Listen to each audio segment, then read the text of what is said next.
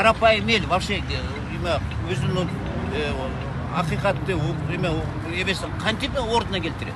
Мына бизге келип алып туруп конституцияга каршы болгон мыйзам чечимди көрсөтүп алып туруп, кайта эле ошо сот чечимди көрсөтүп алып силер баш ийесиңер дейт. Биз конституцияга баш ийебиз. Биз конституция, ошондо чочуп калмак да. Эч бир сотту мындай жооп. Адан президенттер качып кетет, а исполнительдер болсо отуруп кайта эле.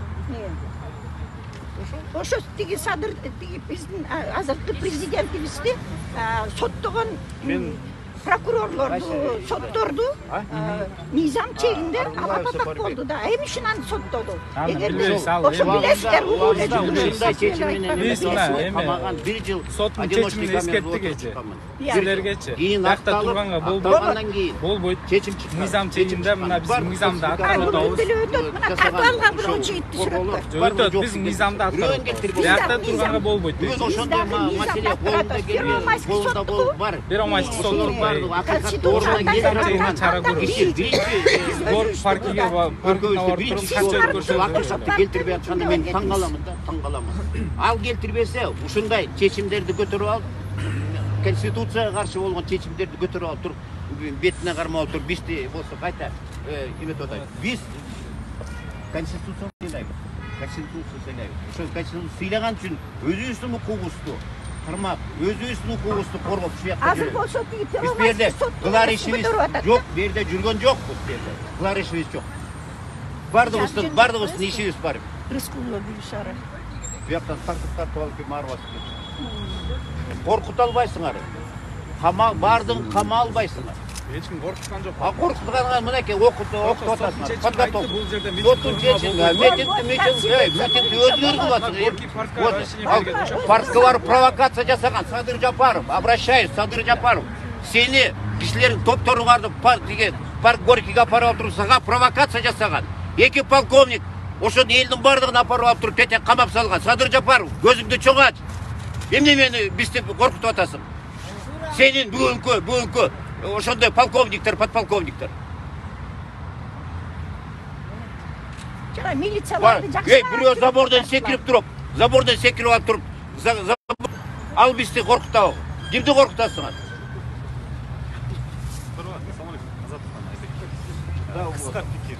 Акция үйрөндү болот, анан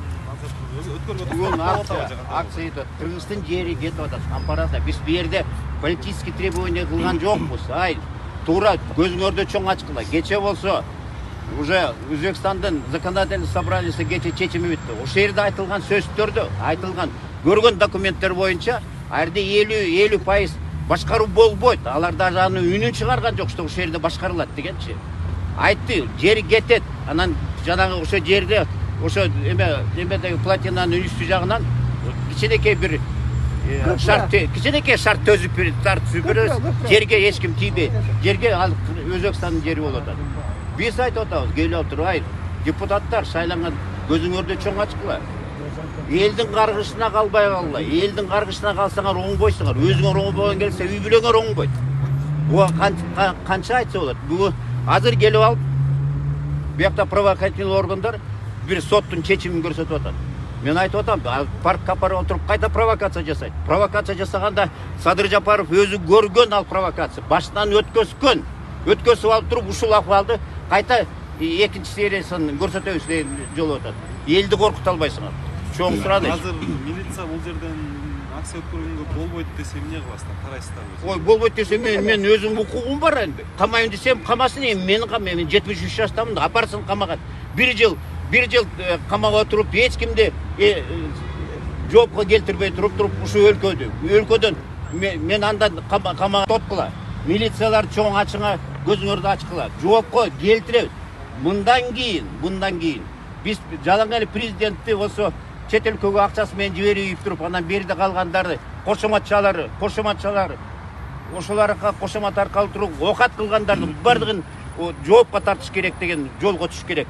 Коом ошондой талап коюш керек бүгүнкү күндө. Биз тойдук. Мен отурам, мен Кудай канча берген жаштын көрөмүн.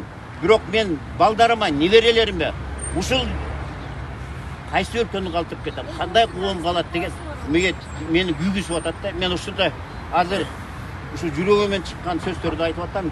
Katı айтып исем geçirip koydular. Аты жөнүңүз айтыңыз. Арғынбаев Сапарбек, комитет политзаключенный төрағасы уағында bir жыл ушундай жол менен провокация жасап алышып туруп калмаган. Кудай бар экен. Провокация жасаган киши элдин таяк жеп алып туруп дүйнөгө кетти. Провокация жасаганды сотту поддержка эткен киши сөйдө.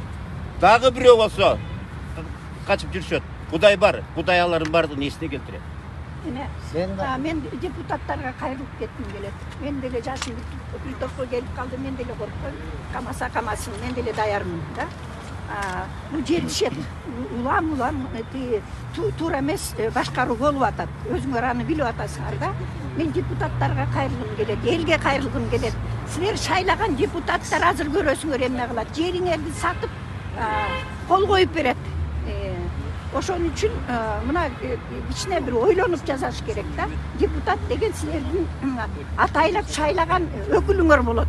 Азыр мына 2-де жыйын болот экен. Ошондо көрүп байкап тургула силердин ким кол коюп, ким эме ушуга макул болуп атат. Кампироват бул мен ошол жерде чоңойгон мына 3-нче жашка келдим. Ошол жерде шалы күрүчтеги ошол жерде чоңойгонбуз. Кампироват, Карнават, бул Бегават, бүт бар жол Кыргызстандын жери. О жолдон керети көп айтып таштады. Өзү 50 километр менен Ош менен Жалгаттын ортосунда ошо жол бар. Жолдон буга бүт бар Кыргызстандын жери. 65-жылы неме кылганы менен мына 2005-жылы договор бүттү алардын. Алар договорунун баарына турган эмес. Өзбектер турган эмес договоруна. Бул кылып берем, куруп берем, жыйнап берем деп. Мен өзгөндүкмүн мен өзүм. Талаш жер эмес бе? Жок, бул талаш эмес. Бул өзгөндүн жери. Мен өзгөндүк болом. Ошол жерде 2 депутатты караңыз. Документ көрсөттүбү? Документ көргөн жок. Улуттун 2 депутат ошол жерден. Эми караңыз. Мына Улукбек Ормонов менен Элмирза Сатыбалиев деген. Булар уюштуруп, ошо Улукбек Ормонов деген ошо суунун жээгинде турат. Ошол жерде чоңойгон. Мен өзгөндөн болом, өзгөндүкмүн мен. Өзгөндүк Карадыйкан деген айылынан болом мен.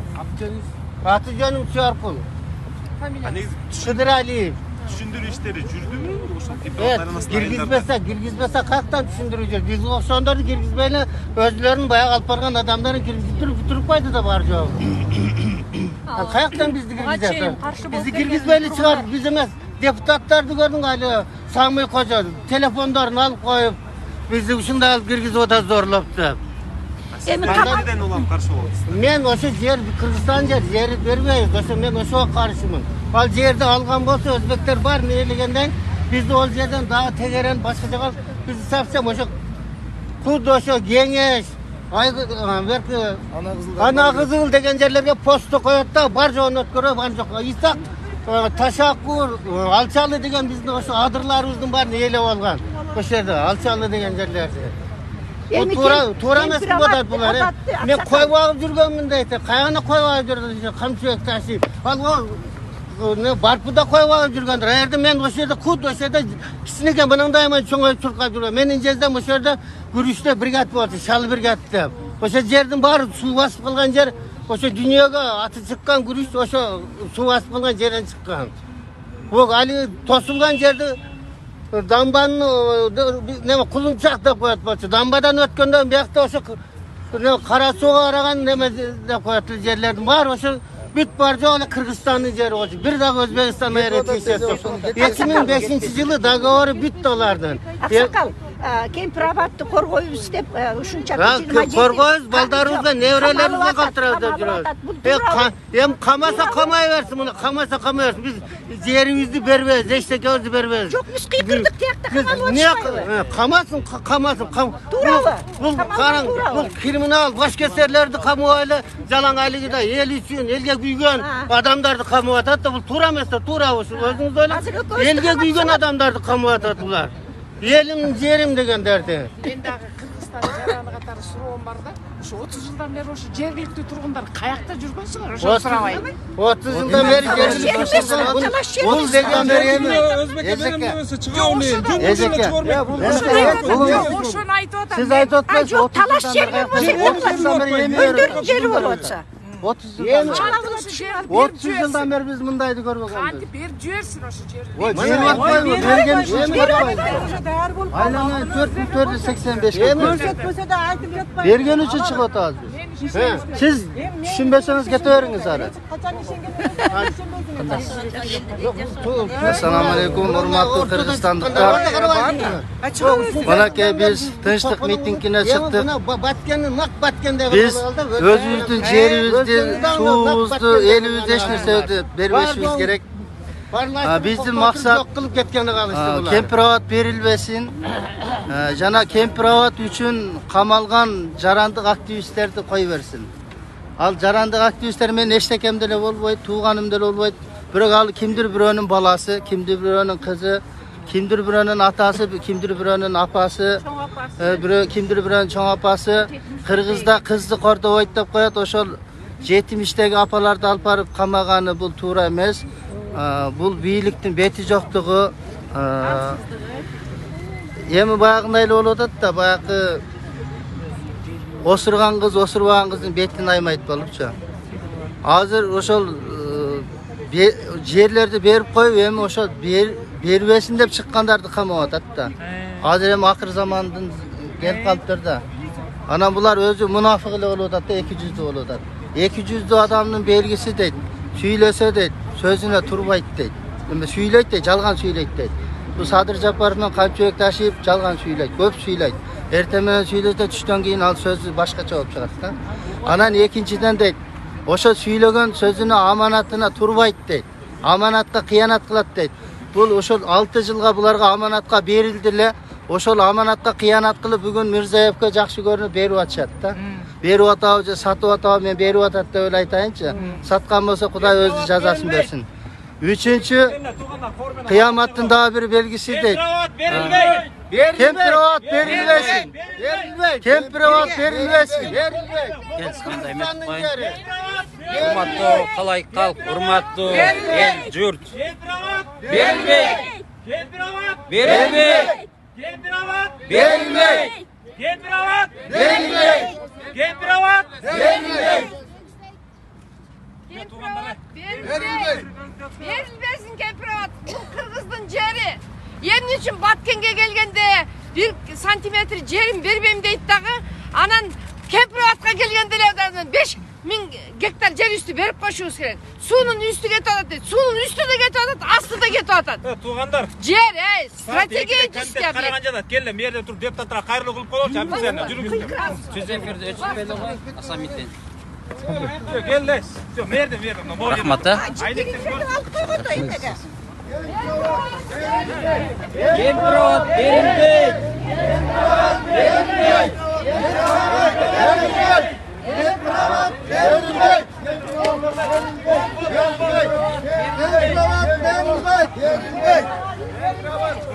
Tuğandar ушундай эле туралы. Айнектер көрөт. Туғандар ушундай да кыздакча айнектен көрүшөт бар. Аяққа чықпа. Айнектен көрүшөт. Депутаттар көрсүн, депутаттары кайрылуу. Мындай да туғандар, берип койсоңуздар. Азыр саат 2'de Kempirawatка байланыштуу дагы кошумча келишимдер караган жатат. Комитеттин өзүндө. Кече күнү Өзбекстандан парламенти биздин өкмөт аралык кабыл алынган келишимди уже ратификацияланганын көрдүңүздөр. Анан биз бул учурда жарандык адамдар, жарандык позициябызды көрсөтүп, ар кандай саясатчыларды ээрчибеген, чисто мындай өзүнүн душасы менен мамлекетим, элим, жерим деп жүргөн жарандар чогулуп атабыз могул жерде. Өткөндөгүдөй эле азыр четинен провокация кылып, ар кандай жала жабууларга барышы мүмкүн. Көрүп атасыңар, бирөөнү тигинин кызматын кылып атат, бирөөнү бияктан акча алып атат деген жала жабууларга чейин барып атат. Бизге жала жаба турган жери да жок. Аркабыздан издеп көрсүн. Ар дайым биз ушу эл үчүн ушундай маселелерди көтөрүп келгенбиз, көтөрө беребиз. Бүгүн бул жерге келип турганда негизги максатыбыз биз ушу Kempirawat маселеси боюнча бизди ойноп отурган жокпуз туугандар. Толгон токой маалыматтарды алып чыгып изилдеп көрүп атабыз. Өзүңөр билгендей Kempirawat маселеси Өзбекстандын өкмөтү союз учурунда биздин Кыргыз Республикасына, биздин Центральный комитет Коммунистической партии Кыргызской ССР деп Усуалиевке, Болот Мамбетовторго сунуш таштаганга чейин Kempirawat маселеси Кыргызстан тарыхында болгон эмес туугандар. Муну мен эмнени айткым келип атам? Kempirawat маселеси, Kempirawat ошол суу сактагычы курулган күндөн баштап биздин башыбызга түшкөн мүшкүл болгон. Демек мындан чыга турган чечим биз башыбызды оорутпай эле Кемпироват плотинасын Өзбекстан чечип алып кетти, жерибизди бошотуп койгула дешибиз керек. Бизге эмне кереги бар мындай проблеманы? Кандай десеңер туугандар? Туура. Жок, анда чечип кете албайбыз. Биз коңшу мамлекетпиз, силердин сууңардан пайдаланып келгенбиз. Дагы деле пайдаланалы, коңшулар деп жашайлы дей турган болсо. Анда эмне үчүн ошол Кемпироват маселеси башталган учурундагы келишимдерди Өзбек тарап аткарган эмес? Бүт бар мыйзам бузуу жолдору менен канал куруп беребиз деген каналдар курулган эмес. Компенсация кылып беребиз деген жерлер компенсация кылып берилген эмес. Эмне үчүн биздин бийлик башындагылар ошол нерселерди Tushuntirib, daha bir jol aytib qo'yaylik, aka. Sotning chechimi bor. O'qib ber. Salda turdi, o'qib beraylik. Azg'ar o'qib qo'ysangiz. Yo'q. Ana bundayda turadi.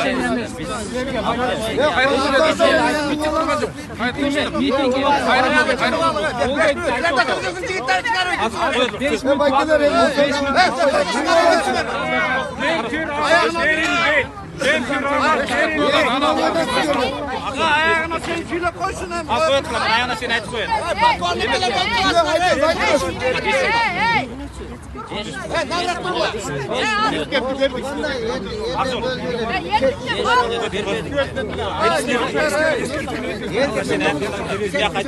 Hazır aytma tuğanlar.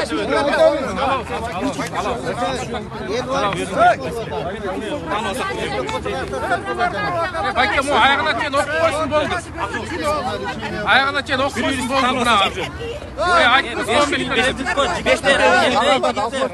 Bu plakatlar hazır alamiz. Okup koysun da buna. Plakatlarını veriniz.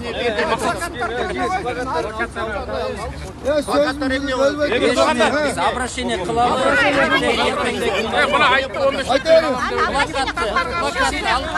Tuğanlar hem uğupaylar. Tuğanlar.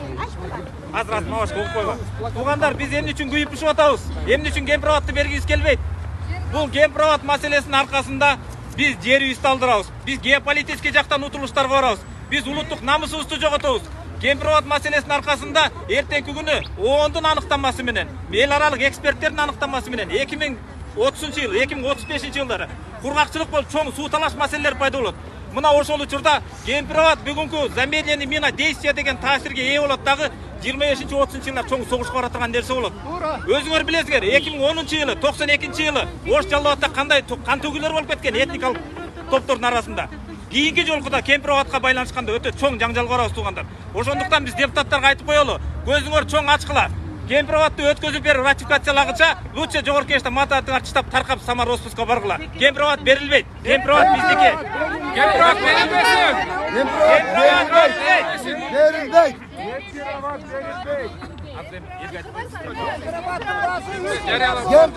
Берилбейт.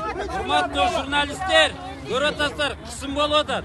Жарандык активисттер, Кыргызстан келечек кайдыгер карабагандар. Көрүп атасыздар, бирибиздин артыбыздан бирибиз провокация кылдырып, анан көрө биз азыр ынтымакта барыбыз чогуу Максим Горький паркына жылалы. Ошол жерден болушунча СМИге, бар жокко Өзбекстанга, Россияга, Турцияга таратып туштайлы.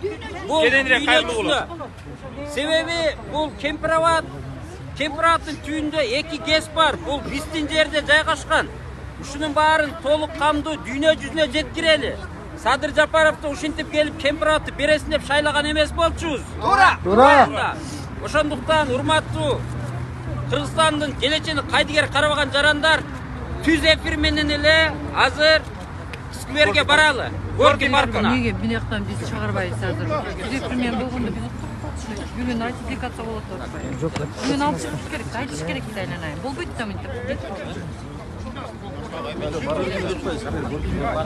Урматтуу мекендештер, өзүңүздөр көрдүңүздөр. Казанчынын өз эрки кайдан кулак чыгарса деген сөз бар. Биздин чоңдорубуз өзүнө ушундай соттун чечимин чыгартып алыптыр. Сентябрь айынан баштап декабрь айына чейин Ак үйдүн тегерегинде митинг же болбосо кандайдыр нараазычылык акцияларды жасоого тыюу салынат деген соттун чечими бар экен. Ошондуктан эми өзүбүздүн Кыргызстандын ак үйү болгон Кемпироват кыргыз жери. Кыргыздын жери бойдон калат, кыргыздын жери. өз ак үйүбүздүн алдына өзүбүз келип депутаттарыбызга жолугусу кимдир бирөө өзүбүз мандат берип шайлаган өкүлдөрүбүзгө өзүбүз кайрылуу жасоого же башкага укугубуз чектелди.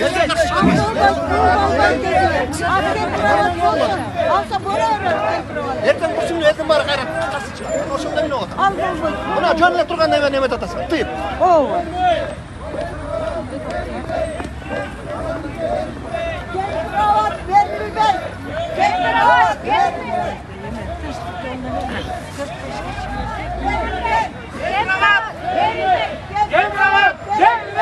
Кемпирабад берилбейт.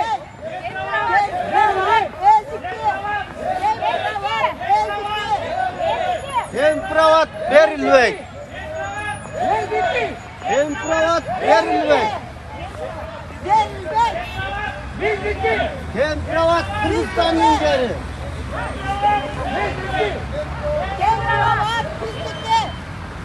Нурик Талас, сен жадаган болсоң, урматтуу Нурик Талас, сен көрбө, тынч, үйүңдө отур, башың барып, өзүң жерге тотканда мамтур гана үйүндө отуруп, кажак, митингден башка.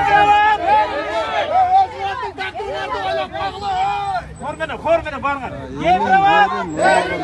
Элин жерин сүйгөн адам. Кайдыгер карап отура албайт. Депутаттар ошон үчүн чыга бергиле баарына. Силерди эч ким көрдүп көрөтөгөн жок. Мезгилин үчүн токтоткон жоксуң. Кемпирабад! Берилбейт! Кемпирабад! Берилбейт! Кемпирабад! Берилбейт! Кемпирабад! Берилбейт! Хор менен барган, жүргүлө. Берилбейт. Келгиле, аттактагы жол баары суроо. Кемпирабад!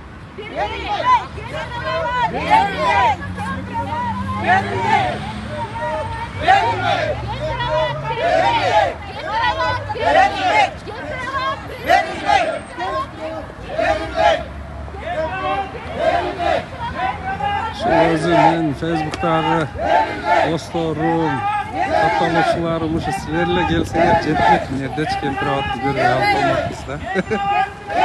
Бирок баарыңыздар Facebook аркылуу колдойсуздар, бирок чын-чынында бул жака бас келбейсиңер. Бүгүн мисалы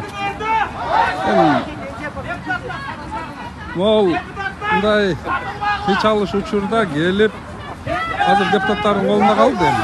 Ушул депутаттарга дем күч берип, баягы Кемпирабад берилбесин деп күрөшүп аткандарга, беребиз деп аткандарга бир аз басым жасап, өй, бетеге кетет, бел калат, бубектериң кетет, биз эл калабыз деген нерсени бир аз билдирип ушул жерде болсоңор, бир аз башкача атмосфера жаралмак бул жерде.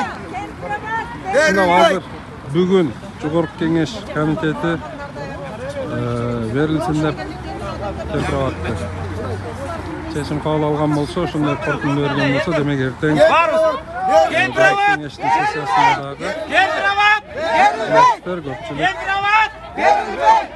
Өзбекстанга көп беришет. Бүттү, андан кийин согушсак дагы, башка кылсак дагы кайтарып ала албайбыз.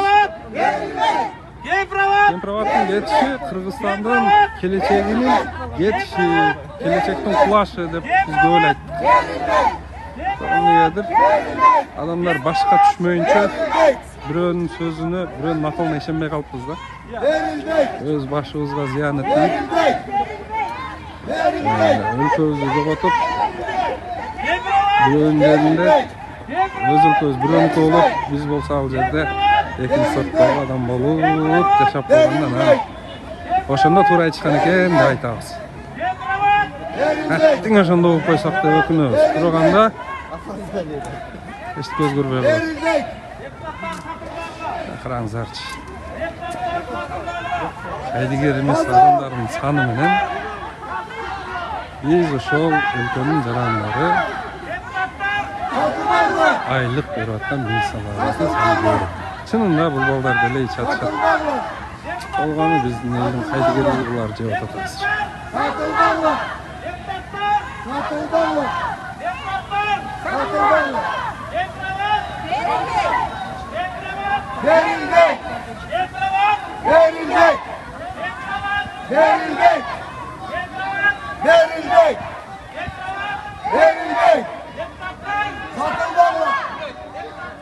Satıldı. Satıldı. Satıldı.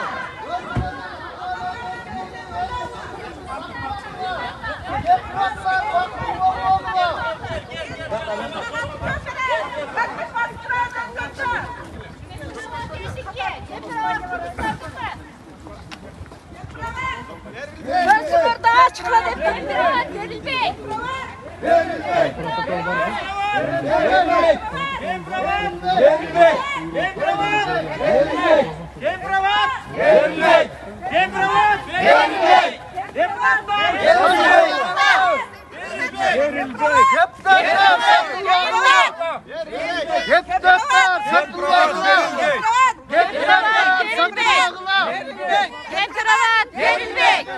Fark var ki süleşmedik mi?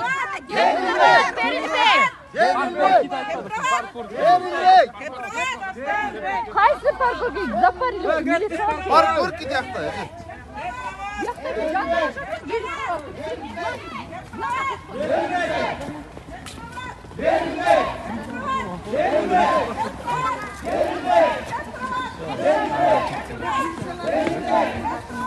Anladınız?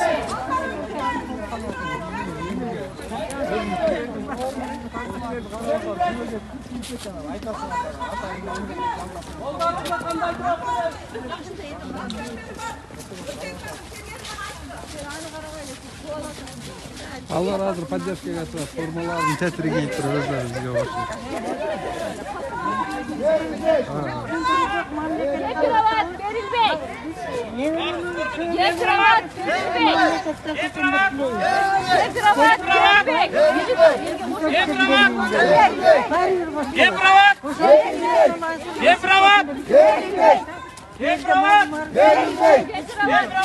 verilmey. Kravat verilmey.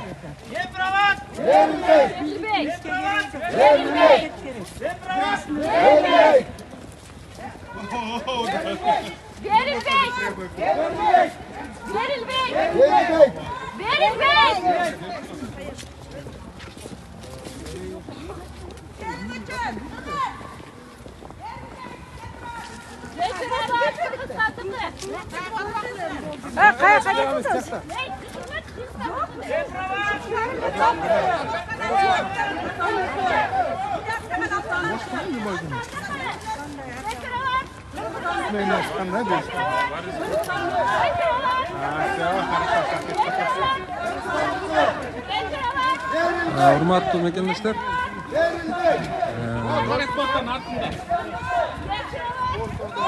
mitingге çıkanlar Gorky parkına жетip жайгашып алганча зеригип калбастан бөлүшкөн жоопсуздугуңуздар. Башка мекендештерибиз дагы көрүп калышына салынбаш коюңуздар. Пикирлериңиздерди калтырыңыздар.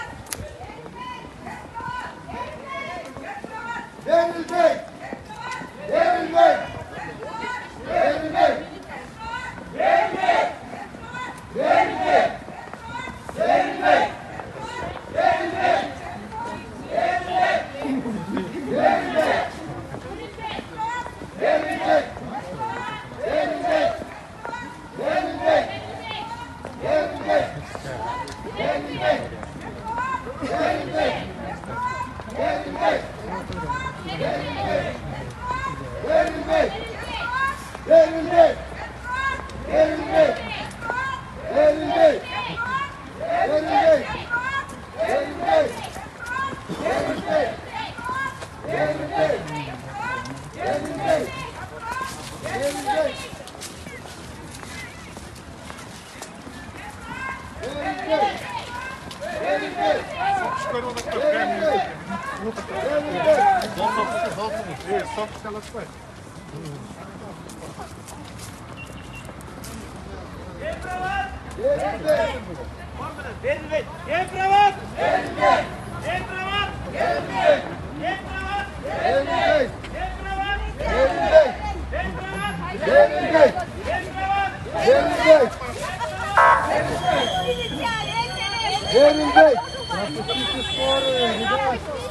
Пропустите скорую!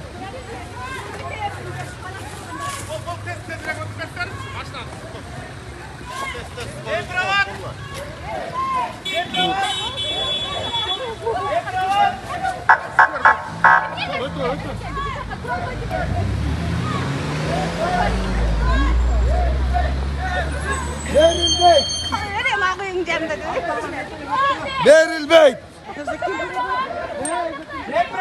Berilbek! Berilbek! Berilbek! Berilbek! Berilbek! Berilbek! Berilbek! Berilbek! Berilbek! Berilbek! Berilbek! Berilbek! Berilbek! Berilbek! Berilbek! Berilbek! Geçirim sorayım, mende steadikam yok. Жөнле кол менен кармап тартып жүрөм, басып жүрөбүз азыр. Ошон үчүн видеонун сапаты бир аз кичирээк сапатсыз болушу мүмкүн. Туура түшүнүү менен эле кабыл алып коюңуздар. Биз бул жерде клип тартып аткан жокпуз.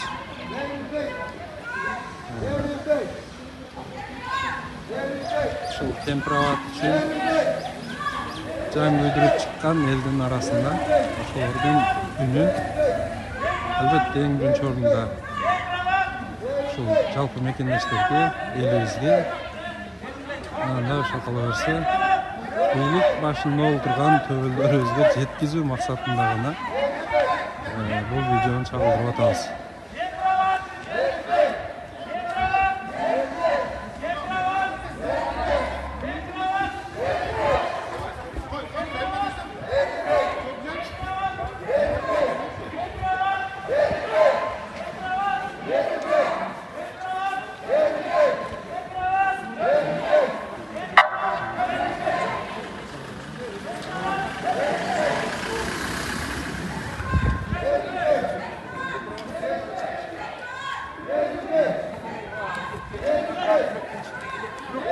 Кылымбай 75-жылы Темпироваттын границасы толугу менен Кыргызстандык водохранилище Кыргызстанга тиешелүү деген документтер бар. Андан бери ал талаш болуп келген эмес. Эмнегедир азыр талаш болуп жатканы бизге эч кандай белгисиз болуп атпайбы?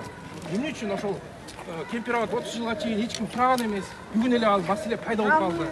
Деги эле андай маселе болгон эмес. Жана болууга да тийиш эмес. Озар, мен таныбайт экенмин бул жигитти. Карандык активисттерден окшойт.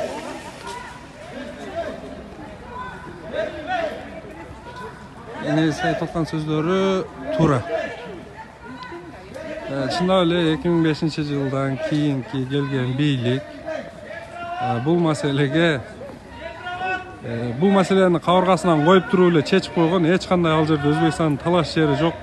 Керек болса азыр биздикилер өткөрүп бербесек болбойт экен деп жүрүп өткөрүп берип аткан жанакы 19,5 гектар дамба турган жерди дагы, кессер турган жерди дагы толугу менен өзүбүзгө алып, алардын жанакы коруктап турган, киргизип алган аскерлерин сүрүп аркы бетке өткөрүп койгон. Бул болгон нерсе, болгон чындык. Документтери дагы бар болуш керек. İzlep kızıkkan adam olsa izlep tapsa bolot. Ошол жылдардагы документти көтөрсө эле чыгат.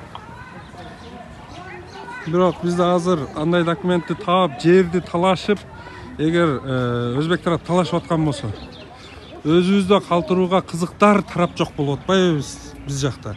Тескерисинче Өзбекстандын адвокатындай болуп эле бүт өзүбүздө бар документтерди жокко чыгарып, жок деп атап, же болбосо тартып эле.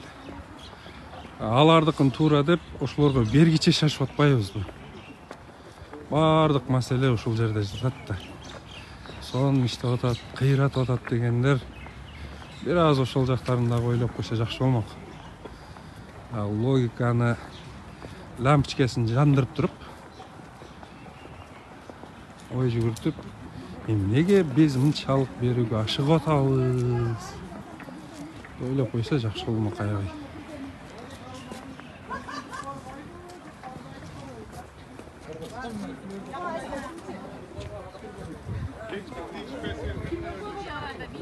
Жеріңерді қорғау қылады. Endi ayta turgan so'zinglarning barini aytdilar. Bu yerdan hech kim eşlik dey olmaydi. Ашим Горкинин эстелиги. Те, которые не поняли, они дома Келип калдык.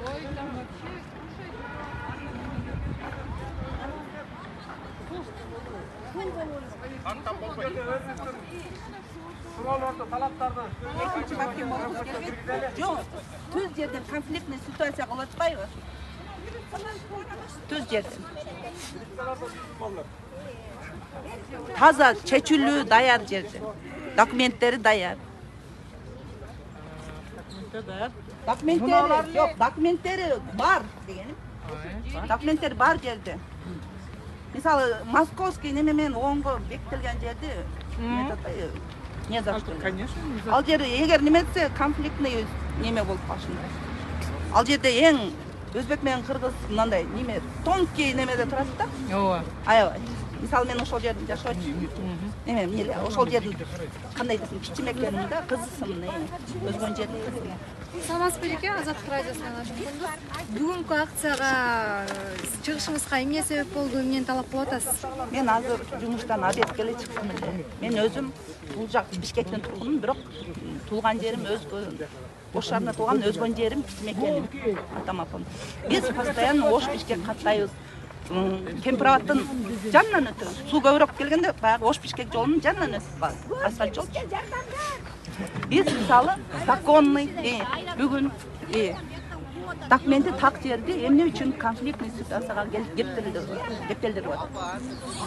Туура документтери так, московский карта менен мурун Союздун СССРдин картасы менен чечилген жер. Биз балдарыбызга мисалы жөн эмне үчүн аны берет? Мисалы ал жерди берет, эмнеге сууну берет? Андай болбош керек. Не коопсуздукка алып келет. Я. Мен Касымалиева Гүлнара. Касымалиева Гүлнара. Мен айтып кетет элем, биздин Кыргызстандын конституциясында балдарыбызга кандай немени калтырабыз? Мен айтып кетет элем, кыргыздар ушуну түшүнүп койгула. Биздин Кыргызстандын конституциясында, водный конституцияда жазылган экен да. Кыргызстандын суусу жери сатылбайт, жана бийликке берилбейт деп. Эми ошол биздин мыйзамда турат, ошол конституцияда. Конституция это наше святое, да, баарыбыз аны кармашыбыз керек. Бирок ошол конституцияны эмнеге кармабайт деп биздин Садыр Жапаров, урматтуу президентибиз. Ушул суроого жооп берсеңер баарыңар. Ошол конституцияда жазылганда Кыргызстандын жери, суусу сатылбайт деп. Конституцияда закон болуп бекилген. Эмнеге ошол мыйзам колдонулбайт? Мындан тышкары биздин деген международный суд деген бар. Ошого обращение кылсак болот. Особенно биздин экспаттар, биздин эмигранттар, биздин жаштар ошол международный сотко оңго обращение кылсак болот.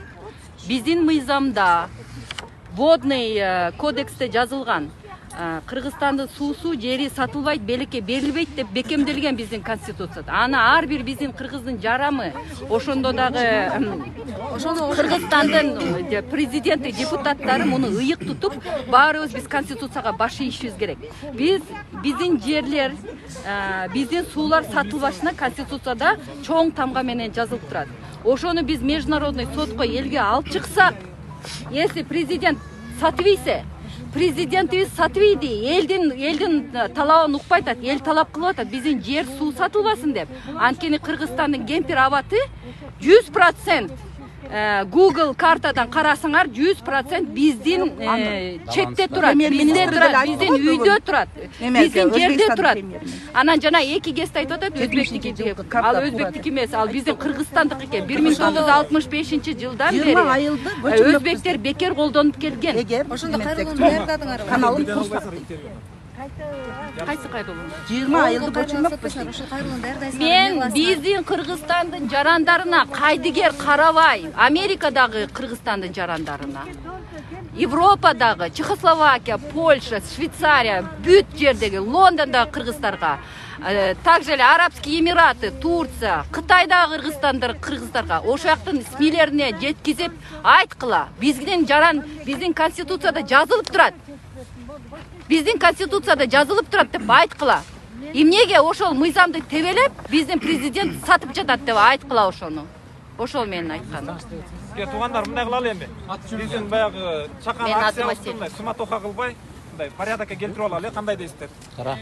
Бая митинг пикетти колдоп келгендер бул жакка өтсөңүздөр, журналисттер бул тарап болуп турсаңыздар маалымат берип коелу. Мындай кылалы туугандар. Азыр кыскача мындай эме кылып алалы, корректировка кылып коелучу. Ата башаламан болуп кетип атат.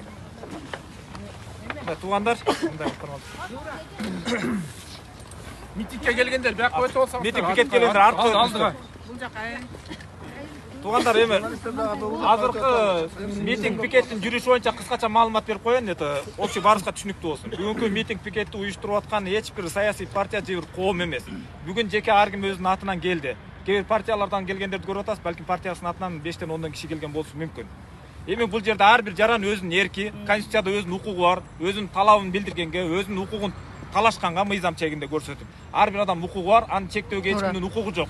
Биринчиден, ар бир жаран Кыргыз Республикасынын кайсы жеринде болбосун 34-35 мыйзамдар боюнча конституциянын каалаган жеринде оюн эркин билдире алат. Ак үйдүн алдында болобу, көк үйдүн алдында болобу, каалаган жеринде. Бирок бүгүн азгантай болгондугубузга байланыштуу мына МВДнын кызматкерлерин көрдүңөр, бул жерге сот чечим чыгарып койгон.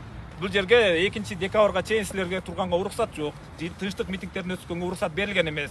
Силер аз берден кетпесеңер, биз силерди күч колдонуп роодук алып кеткенге аргасыз болобуз дегендиктен улам бул жерге жылып келип атабыз. Буну бир деп туруңуздар. Ал эми экинчи маселе, бүгүнкү биздин жыйылып, чогулуп аткан талап коюп аткандыгыбыз бул акыркы күн эмес. Бүгүн биринчи күн мындайча айтканда. Эртең жогорку кеңеште пленаркада каралышы күтүлүп атат. Ошо пленаркада каралганда эртең ратификация толугу менен чечилип калышы мүмкүн. Балким эртең, балким бүрсүгүнө каралат.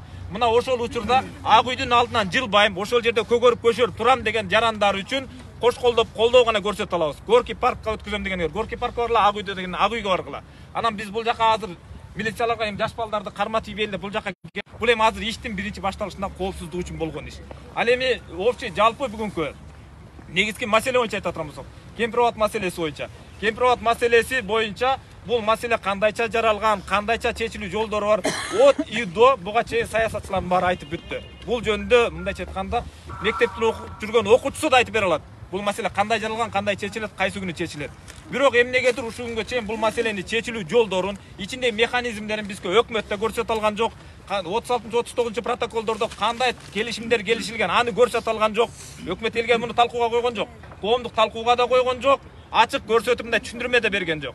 Өткөндө Садыр Жапаров менен Камчыбек Ташиев элди кабыл алып, ушундай эле жарандык коомду кабыл алып туруп. Мындай бир телеканалдарды, же бир журналисттерди, блогерлерди киргизген жок. Киргендердин баары жанында мындай аудиозапись, видеозапись кыла турган техникасы жок кирди. Ошондон улам көп маалымат элге жетпей калды. Алардын ошол жерде элге берген маалыматын алдын ала түшүнгөн мындай бир саясий чөйрөдө жүргөн опыту бар, тажрыйбасы бар адамдар кирген жок. Алар эмне деп жооп берерин алдын ала билгенбиз. А кирип чыккандарды уктуңуздар өзүңүздөр. Бирөө туруп алып туруп ошол келишимдин пунктун көрсөткүлөчү десе, ой сен капкара турбайсыңбы дегенге чейин барышты. Бирөө туруп алып туруп мындай бир жакшы сөз айтса, сен атың акылдуу, даанышман ат экен, бирок сен атыңа затың жарашпаптыр деп. Эң пас, мындай эң ылдыйкы пробадагы жоопторду беришип атты. Бул эмне дегендики барат? Булар демек элге жооп бере ала турган так маалымат колдорунда жок. Же ушул күнгө чейин кимдир бирөө көрдүбү? Кемпирабад Кыргызстан чегарасынан бөлүнүп Өзбекстан чегарасына кирилип турган официалдуу утвердит этилген картаны бирөө көргөнбү ушуга чейин? Жок. Эч ким көргөн эмес. Айтып атпайбы? Кое туруңуз. Сөз бузмаңыз, кечиресиз. Мындай карта эч ким эч жерде көргөн эмес. Болбосо ушул күнгө чейин Өзбекстандын момундай бир токтом алып чыгып, могу токтом боюнча Кыргызстан, Кыргыз СССР баланчанчы жылы могу жер бизге өткөрүп бергенсиңер деп жарыя кылган кимдир бирөө көрдүбү? Жок. Жок. Эч ким көргөн жок, көрүшү да мүмкүн эмес. Себеби андай документ болгондо эмес, болбойт дагы. А биздин бийлик бүгүнкү күндө карайлап не кыларын билбей, колдорунда документ жок. Же тигилерге обещать этип койгон, убада кылган кандайдыр бир нерселер бар. Ошол себептен элдин оосун мындайча айтканда, орой айтканда күч колдонуу менен жапканга аракет кылууда. Өткөндө биздин азгантай группалар, алар эми өз алдынча да өз мындай Кемпирабад коргоо комитети деп уюштурушуп, колунан келишинче аракет кылышып атты. Өзүңөр билген айыл жерде жаштар жүрүп атты, кыздар жүрүп атты, эжелер жүрүп атты. Алардын баарын бир күндө мындай бир кандайдыр бир ишкерге шектүү деп туруп, мамлекетте төңкөрүш жасамак деп апартып четинен камап салышты. Менин күмөнүм бар, эгерде ошолордун кандайдыр бир ушундай бир чеги бар болсо, камалгандардын 15-20 күн болду. Эмне үчүн бирөөнү мындай следственный действие жүргөн жок? Бары жалгандан токулган иш, алардын негизги максаты кемпирабад маселесин коомчулук алчы көтөрбөсүн деп, алардын оозун жабыш кылган аракет. Мына бүгүн могу чыккандан кийин, балким кечинде бүгүн же эртең ушул жүргөн активисттерди, силерди, бизди дагы четибизден колубузду кайрып барып жабышы толук күтүлүү иш. Биз андан коркпойбуз. Камайм десе, жер үчүн, балдарыбыз үчүн туруп беребиз. Камайм десе, балдарыбыздын келечеги үчүн азыр бар кирип бергенге даярбыз. Эгер биз камалып отуруп бергенде чечилет. Балдарыбыздын келечеги аябай кооптуу абалга келип калбасын. Азыр сөз баарыбызга берилет, сөзүбүз түспөй туралы. Бирок маселе бүгүнкү мен камалып, же бирөө камалып, же өткөндөгү саясатчылар камалып, же эртең да бирөөлөр камалгандан чечилбейт туугандар. Биз бул маселелерди изчет этиш үчүн 10-дун буга чейинки 92-жылкы, 2003-жылкы Всемирный банк, Дүйнөлүк банктын чыгарган отчеттордун баарын изчет этип бердик. Ошол жерде биздин өзүнчө бир 12 барактан турган конфликтогенные зоны в южных регионах деп атайын Өзбекстан менен Тажикстандын биз менен суу талаш болгон маселелер боюнча килейген документтер бар экен. Аны изчет этип көрдүк. Ошол изчет этип көрүүнүн негизинде арабо-израильский конфликттерди изчет этип көрдүк. Водные войны деген килейген материалдар жатат. Тоже муну эл аралык уюмдар USAID немеси менен колдоосу менен анализдер чыккан. Аз кечиресиз, мен муну неге айтып атам? Мындайча айтканда туугандар, бери карап коюңуздар. Арабо-израильский конфликтти карай турган болсок, Палестинанын жерлерин Израиль басып алгандан кийин Өдиянан түшкөн суу Палестинаны айланып түшкөн. Палестинанын өзүнө суу жетпей, ал жерге өзүнчө дамба курабыз дегенде, Израиль алардын дамбасын кошо талкалап туруп Голландский высота деген жерлерди басып алган. Муну мен неге пример айтып аткам? Тарых ар дайым кайталанат. Тарых фарс түрүндө кайталанат. Эртең ушул эле окуя бизде кайталанбайт деп эч ким кепилдик бере албайт. Колуну эметпей саси. Себеби биздин ушул эле Кемпирабадка тар, кара жана башка дарыялардан түшүп аткан суулардын бирөөгү Кулун дарыясынан, Кулун ата азыркы биздин Каракулжа мурунку Совет району. Ошол жактан агып түшкөн чоң суулардын бири. Ошол жака Союз учурунда дамба өзүнчө мини ГЭС курабыз деп пландалган. Бирок башталып келип иш токтоп калган. Эртеңки күнү ошондо биз өзүбүзгө суу жетпей баштаганда айластан курушка туура келеби? Айластан курушка туура келет. Анткени өзүбүзгө да суу керек. Өзүбүзгө энергетический дефицит болуп атат. Бирок ошол учурда Өзбекстан бизге мүмкүнчүлүк береби? Бербейт. Муну айтып аткан себебим, бул маселенин аркасында эртеңки күнү Өзбекстан менен суу талаштын аркасынан согуш чыкпай койбойт. 2010-жылы көрбөдүк беле? Этникалык топтор кандай жаңжал көтөргөн. Мына ошол нерсе дагы кайталанууга келатат туугандар. Бүгүн биздин бийлик башында турган чоңдордун жаңылыштыгы менен биздин 10-15 жылдан кийин чоң бир саясий, политический бул жерде жарылууга алып барат. Муну чечүүнүн жолдорун азыртан айта турган болсок, бүгүнкү күндө жогорку кеңешти билесиңер депутаттар, баары марионетка куурчак болуп калган бийликке. Булар азыр токтото албайт. Булардын бирден бир гана токтотуп кете турган мүмкүнчүлүгү баары мандатын ташташ керек да жогорку кеңештен чыгып кетиш керек. Жогорку кеңештен чыгып кеткен күндө ратификациялоодон жок дегенде биз 2 ай 3 ай убакыт алабыз. 2 ай 3 ай убакыттын ичинде эл да толук түшүнөт деген үмүттөбүз. Башка жол жок. Айталиев Бекназар. Азыр туугандар, эми берде сүйлөйм дегендер болсо, Аселе айым сиз жүрөсүз. Келип бул жерде сүйлөңүздөр, микрофон эркин, оюңуздарды билдириңиздер. Бизге бирөө кетсин, келбесин деген маселе жок. Бизде Кемпирабад берилбейт, калсын деген гана маселе. Мен бир немени айтып коеюнчу. Кыргыздар азыр деген бийлик силерди алып кетип же милицияны көрсөтүп же биздин 20 активистти алып кеткенде биздин кыргыздар коркуп атат. Коркпогула. Ар бирибиздин өзүбүздүн жарандык позициябыз жөн эле сен өзүңдүн жүрөгүңдөн чыгып турган жериңди бергиң келеби башка өлкөгө же бергиң келбейби, ошол позицияны ар бириң бирден билдирип чыгышыңар керек. Анткени биздин акыркы азыр шансыбыз турат, көпчүлүгүбүз менен, максатыбыз турат, көпчүлүк менен биз өзүбүздүн жерибизди алып калбасак, анда кулчулукка биринчи кадамдар ташталды деп ойлой бериңер. Анткени бул биринчи гана биздин жерлер кетип калган жок. Азыр өзбектерге бүгүн сатылатса, эртең тажиктерге, казактарга ушинтип кете берет. Ошон үчүн мекен деген бул эмне? Мекен сенин үйүң. Мекен деген сенин кавчегиң, сени коргоп турган бул мекен сеники, сенин үйүң. Сен бербешиң керек аны. Берсең сен эч жакка батпайсың. Батсаң дагы сен аякта третий сорт болосуң. Эмиграция дейсиңер, эмиграциянын артында көп жаман нерсенин баары жатат. Аны үчүн мен эфир жасагам. Ошол кыргыз элиң жериңди сактап кал. Тынчтык керек дейсиңби? Ошол тынчтыктын рычагы Кемпирабад. Кемпирабадды сактап калгыла. Жериңди сактасаң, элиң сакталат. Жериңди сактабасаң, элиң тарап кетип калат дагы. Кыргызстан жоголот. Мына ачык. Эже менен ага берген жакшы туура айтышты, урматтуу журналисттер. Жанагы азыркы биздин 26 камалып жаткан саясий туткун болду бүгүнкү күндө. Ошолордун жаны эмне бизден артыкпы же? Же кечеүнкү Баткен окуясын баарыбыз унутуп калдыкпы? 1 метр жер бербейбиз деп жокерлерибиз кыйкырып кеткен видеолору бизде интернетте айдын баардыгыңыздардын колуңуздарда телефон бар, жүрбөйбү? Ошолорго лайк басып, калп эле тиги биздин кыргыз жокерлер демиш болуп, үйүңүздөрдө жаткан бул болбойт. Бүгүнкү күндө Кыргыздын жери чындап кетип атат. Согушу жок. Эч кандай бир талаш маселеси жок. Жөнөкөй эле жер кетип калып атат да. Ошондуктан мен баарыңыздарды чакырып кетет элем, урматтуу мунугу интернет же жаңылыктардан көрүп аткандарыңыз болсо. Бүгүнкү күндө биз мынакей жок кеңештин алдына келдик элек, бирок мунугу укук коргоо органдары бизди камайбыз, берге тургундарга укугуңар жок, соттун чечими бар демиш болуп, бул жерге биз жөө жүрүш кылып акырын басып келдик. Ошондук ушул жерде биз кайрылабыз да. Урматтуу биздин Кыргызстандын эли. Мына кече күнү кубанычтуу болду. Жарыя болду, 8 миллионго кыргыздар жетипти деп. Булар камаса мына 26 кишини камайт. Мына бүгүнкү күндө могу жерде 10 кишини азыр камайт, ошо менен 36 адам болобуз. Анан кыргыз элибиз биз чыгышыбыз керек. Кыргыз жерин коргошубуз керек. Ар ким адам азыр кечиресиз. Ар ким адам азыр ар бир кыргыздын жараны унчукпай кайдыгерлик менен мен бул жакта да эмесмин, мен бул жакта да эмесмин деп отурганда силер билип койгула, силер өзүңөрдүн жериңерде чыккынчылык кылып жатасыңар. Силер чыккынчысыңар. Темпироват өтүп кетсе, ар бир кыргыздын ответственность, ар бир кыргыз жаран өзүнүн ответственность алыш керек, өзүнүн жерин алып калганга. Жериңерди албай, кайдыгер карап отуруп аласыңарбы, анда силер чыккынчысыңар. Темпироваттан да силер саткан болгон болосуңар. Рахмат. Муну азыр ар бир кыргыздын 4 соттук жери бар. Кошунагар менен бири-бириңердин огородуңарга кире аласыңарбы? Кире албайсыңар да. 16, бияга 25 ар бир огородуңар бар. Бири-бириңердин огородуңарга кире албайсыңар да. Жериңерди талашып киресиңер, туурабы? Соттошуп каласыңар. А бул жерде канчалаган гектар жер кетип атат. Ал жерде мына суу кетип атат. Ал жерде суу сактагыч кетип атат. Ал жерде тиги жердин асты биздики, суу өзбектердики деген ал болбогон нерсе. Жерде кетет, сууда кетет, асманда кетет. Асмандан учуп өтө албай каласыңар.